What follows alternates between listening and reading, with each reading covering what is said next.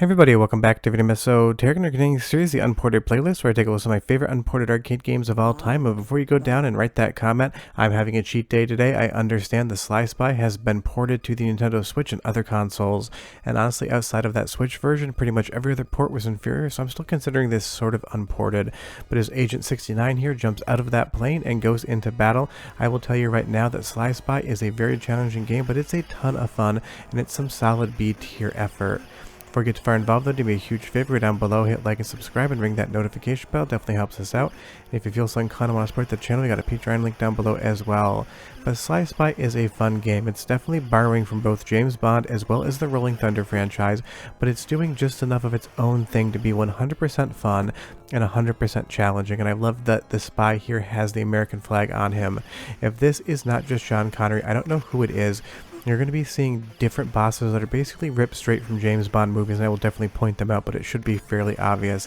And I love that one of the first battles right here is having a fight in front of the Lincoln Memorial in Washington, D.C. And I'm not sure who these characters are supposed to be, but they read like either Libyans or Iraqis, and they would definitely have something to do with the game, because you'll see in the end, George Bush Sr. does show up. Pretty much every level is only like 2 minutes long, and it varies up the gameplay. The minute you go into the second level, we're now on this motorcycle that you can jump on, pull wheelies on, and kind of tilt around to make sure you don't get hit by the gunfire. This is just straight up fun. When you're playing this game, you get as close to that vibe of being a real superhero as possible in an arcade game of this era. It's fast, it's concise, it's always got something new to show you, and the best part is it is just a fun time. And the game isn't very difficult either.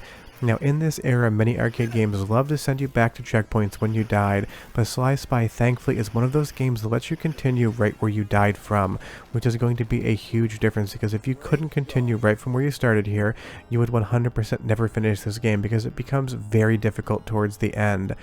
What you'll see here that there's more terrorists arriving at the harbor in the boat, and I love that he comes in with a Magnum PI style Ferrari, and now we have a bunch of tigers running around. This is definitely, in my opinion, probably Muammar Gaddafi's army right here. It's never stated in there, and it might be the Iraqis because it does have George Bush Sr., but I'm getting total Gaddafi vibes off this game. Believe me, comment down below and tell me what you think, because this is definitely borrowing from pretty much current events in 1989 when it was released, as well as that James Bond franchise. And this is just a fun type of game. It's that classic run and gun. It has some beat 'em up vibes that I will show you later on in the video, because you do have to do some hand-to-hand combat, but for the most part all you need to do is move right and shoot everything in your path. You'll get different gun upgrades, you'll get automatic rifles, the golden gun. You'll even get to zip from one boat to another. Now obviously this isn't one of those best arcade games of all time, but that's totally fine because it's just straight up addicting fun.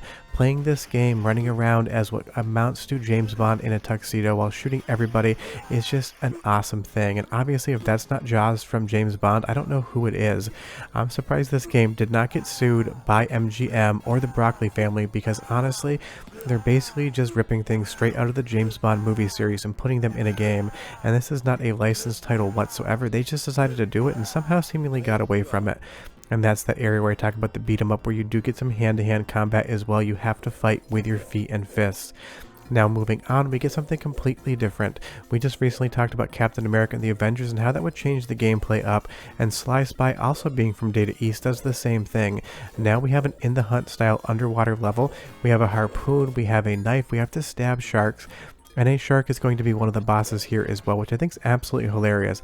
Obviously, pretty much every other bad guy villain has some sort of shark involved with him. I know I'm overstating that, it's only a few, but honestly, sharks in video games are always a thing, and we could use some more shark boss fights in modern gaming, because it was a huge thing in arcades, and now it's basically gone. You'll see on the continue screen, you basically get to reset a nuclear warhead, which our villain is trying to shoot off at the United States somewhere or another. It's never quite explained, but obviously, bad guys and nuclear weapons go together like sharks and biting humans. But of course it's a Data East game, so it also has an awesome soundtrack that's got a lot of spy vibes. So go ahead and listen for like 45 seconds, and I'll come back, tell you more about the history of the game and why I think this is beer tier goodness. But enjoy, because it is awesome.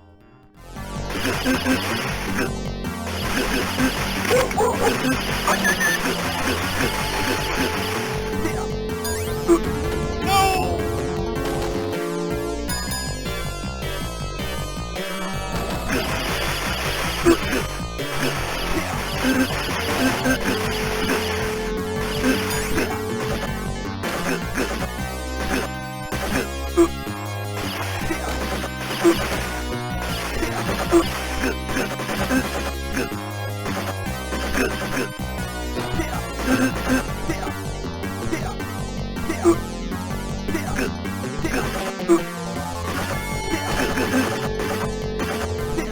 love the music in this game, and it definitely sells spy vibes hard, and pretty much all bad guys have some sort of animal fighting for them.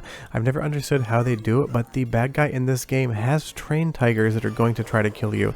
And he's got a metric crap ton of them. You're going to have to kill like 30 to 40 tigers in this game before you see the credits scroll. And while I do feel bad about that, I guess the tigers pick the fight, so I have to do something. And how do they even train these tigers, honestly? Do they have like a guy that just basically goes in and fights them in armor? Or does the bad guy just continually throw his enemies at tigers until they get that bloodlust for Mann? Honestly, it has nothing to do with Sly Spy. It's just a wonder I've always had in these games, so if you have an answer to that, leave me a comment down below. But honestly, we should probably stop talking about how to train tigers to eat spies and start talking about Sly Spy more. And I will say, for 1989 release, this is a relatively pretty game. It's not the most colorful thing, and once you get into these caves, it gets a little bit drab, and if you're not sure where to go, you have to jump down below. That's a little bit confusing. Normally in these games, going off the screen at the bottom is going to be to your death, but here in the Sly Spy, it's just how you continue on the level, and that tripped me up because it's been some years since I played this one, and I haven't seen this thing in arcades in forever. But tell me down below, did you play this back in the day? Have you played it recently, and do you know where there is an arcade cabinet near you? Because I always love hearing about people's memories of playing these games either recently or back in the day, because it seems like pretty much every game I show, there's at least one person that knows where there's an active cabinet, or it's one of their favorite games from back in the day. Now you will see as the game goes on further, it can become exceedingly difficult in spots. Trying to jump over that pit with the two dogs in it is hard. And again, if you're wondering who that is, well, the clothing color has changed, but that's 100% just Oddjob from the James Bond franchise, obviously most famously known for being the meanest character to pick in GoldenEye multiplayer. If you pick Oddjob, you're not playing fair, and all your friends are going to hate you.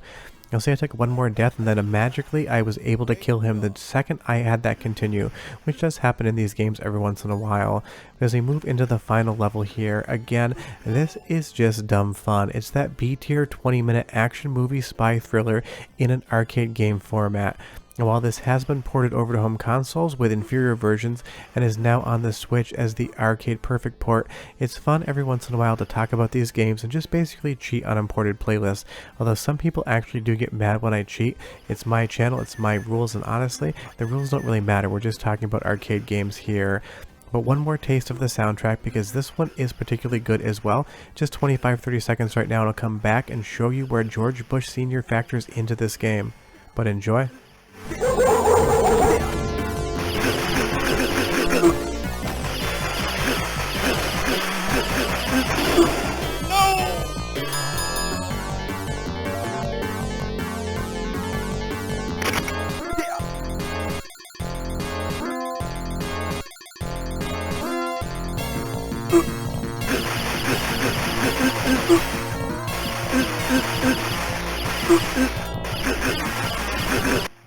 Again, some fun spy music, and now we're on to the final area. We need to go all the way to the top of this missile silo and kill the big baddie before we can deactivate that nuclear warhead.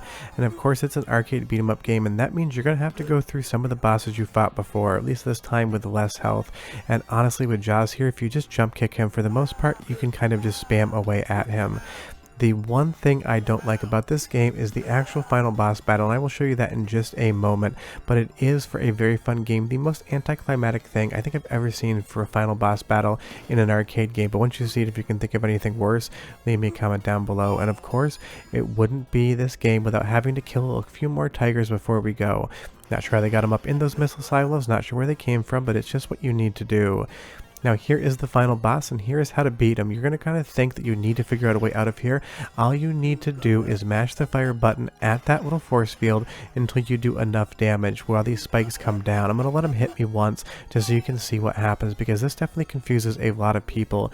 But you'll see here, if you hit the fire button fast enough, you mash on it, you're going to get a bullet through, and that is it. That's the final boss. He is dead. And as your reward, you get to meet George Bush Sr. Yes, that is him, not by name, but obviously we know who that is. And it's going to say that you missed a few things along the way. There's a few collectibles to get the best ending, but honestly, this ending is good enough for me. And in the canon of this story, this is what happens. You're rewarded with the president's daughters, and you get to drive away with them. If this was real life, you would be rewarded with George Bush Jr., and that would be be your prize. But honestly, Sly Spy is a ton of fun. It's 20 minutes of action-packed arcade run and gun goodness with a couple shmup-like levels in it. This is one of those B-tier games that pretty much everyone forgets exists, but I 100% love it for that B-tier status and basically ripping off James Bond the entire time. But short of that, if you've never played the game before, after this video is done, go out and play it and leave me a comment and tell me what you think. But we are done. We're going to ride off into the sunset. I will see you guys next time. Bye-bye.